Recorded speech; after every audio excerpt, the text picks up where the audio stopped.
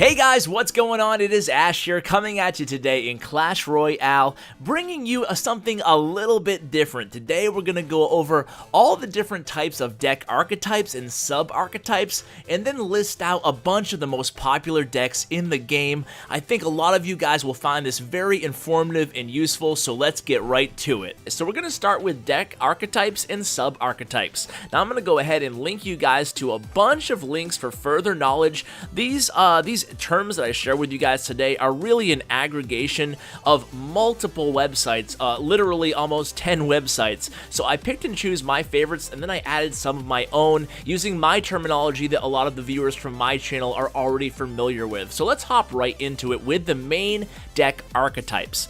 Oh, and quick disclaimer guys, these are just the words and terminology that I use to describe the game with my friends and clanmates, so you might use different words or terminology, and I want to hear from you guys. So if you think I got something wrong, or if you think I forgot something, be sure to comment in the comments below. I'm interested to hear from you guys. Alright, so now we'll get to the deck archetypes, guys. So starting out with the control deck. Control decks are decks that are mainly played defensively on your side of the arena. You're going to be building up positive elixir advantage, countering what your opponent's trying to do, and then making counter pushes and chipping away at towers more often than not. You see like a lot of defensive structures, inferno towers, guards, mainly defensive cards, and then sometimes you'll have a proxy card, which could be like a miner or a hog rider that can do damage offensively when paired up with those countering troops for a counter push. A beatdown deck is almost the exact opposite. A beatdown deck is a deck that really relies on heavy tanks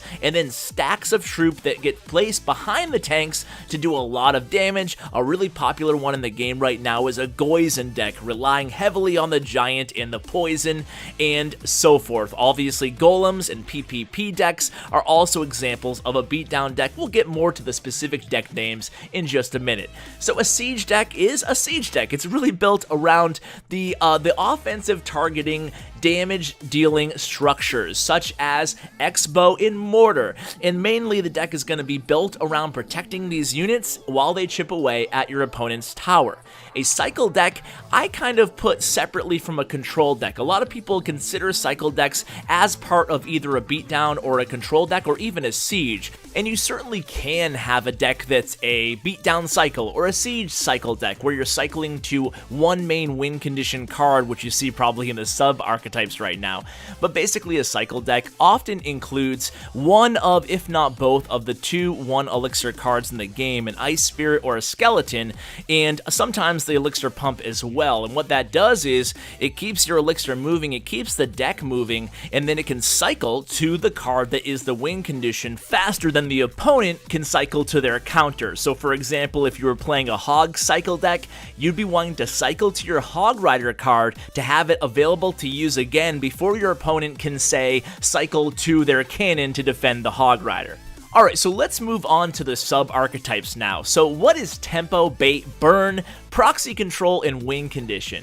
Well, tempo is a type of deck that really relies on a lot of chip damage or a common card that's going to be fast, cheap, and easy to cycle to continuously chip away at your opponent's tower. An example of a tempo card would be a Hog Rider or even a Miner card, a card that can quickly get to your opponent's tower, do a significant amount of damage, and then you can defend and cycle back to that card sooner rather than later. What is a bait deck? A bait deck are very, very popular in the game and can be very effective if played by a skilled player. A bait deck could include a bunch of cards in a deck that all can be taken out with either zap, arrows, or poison. So what you want to do is, in a bait deck, you want to lure out your opponent's arrows or zap or poison, and then catch them off guard with another quick DPS unit that has low HP. For example, a bait deck could be using a princess to draw out your opponent's arrows and then hitting them very fast with either a goblin barrel or a minion horde or something aimed directly at their tower that can do a lot of damage, and their opponent won't have that direct damage counterspell available. What is a burn deck? Well, it's very similar to a tempo deck. A burn deck is basically when you're comboing that tempo unit. We just talked about Hog Riders or Miners miners. A burn would be a Hog Rider paired with, say, Fire Spirits or Goblins, or a miner sent to the tower and then immediately sending a minions or Goblins, another fast-moving, low HP, high DPS unit to combo with the tempo. A proxy control is a control deck with mainly all defensive cards, but having one card that can quickly get to your opponent's tower, acting as a proxy. That's going to be one card that you're going to play mostly on your opponent's side of the deck. And remember, we already talked about that control decks are mainly played on your side of the deck. So an example of a proxy could be, again, a Goblin Barrel, a Miner, a Hog Rider, something that's going to play and quickly move over to the opponent's side of the deck. Win condition we already went over, but just to reiterate, a win condition is basically a deck built around one card or a combination of a few cards that really do a lot of damage. A good example of that is a Lava Hound deck or an Air Beatdown deck where you're comboing, say, a Lava Hound with a Tombstone and a Mega Minion to do a heck of a lot of damage if executed properly on your opponent's tower. So now let's take a minute to go over some of the more popular decks in the game right now. Now, just a little disclaimer, there are a lot of decks that won't be mentioned at this point in the video. This is just A, what I could fit on the screen, and B, a bunch of decks that came to mind when evaluating the current meta. Now, meta is another word for basically the most dominant and popular strategies in the game, given the balancing terms or the balancing atmosphere or environment in the game right now. So here are the popular decks. Trifecta, you guys probably already know most of these, but we'll run through them rapid fire.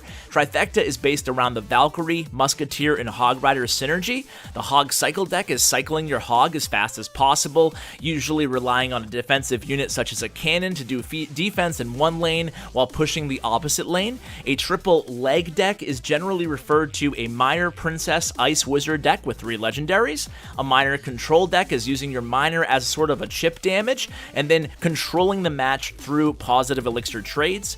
A 3M split is a 3 Musketeer Split Deck, very popular in the game, usually comboed with a Knight or other tanks such as a Miner or even a Mini P.E.K.K.A, and then you split your Musketeers in 2 lanes from behind your King Tower, very effective to do a lot of damage to both of your opponent's towers.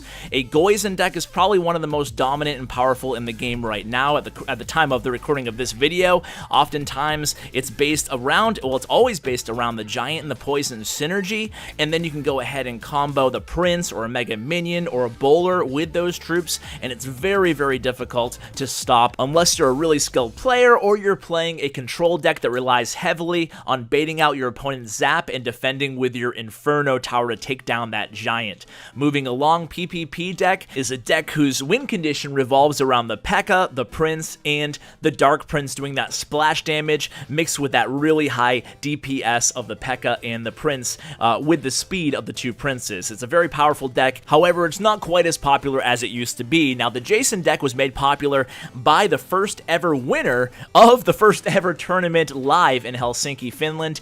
Jason used the Giant, the Elixir Pump to gain up that Elixir advantage, and the Hog Rider to really take advantage of his opponent, stacking it with low HP units such as Archers, Spear Goblins behind that Giant. The Hound deck has risen in popularity lately. There's a lot of variations of Hound decks, but it's all revolved around the Lava Hound getting to your opponent's tower and then bombarding it with either a skeletons from tombstones or a Miner or even Mega Minion behind, allowing the pups to do a lot of damage, often paired with lightning spells. There's a lot of different combinations, but Hound decks are mainly based around the Lava Hound getting to the tower and then bombarding your opponent right before that Lava Hound pops. A Hog Freeze deck are very popular still in ladder play.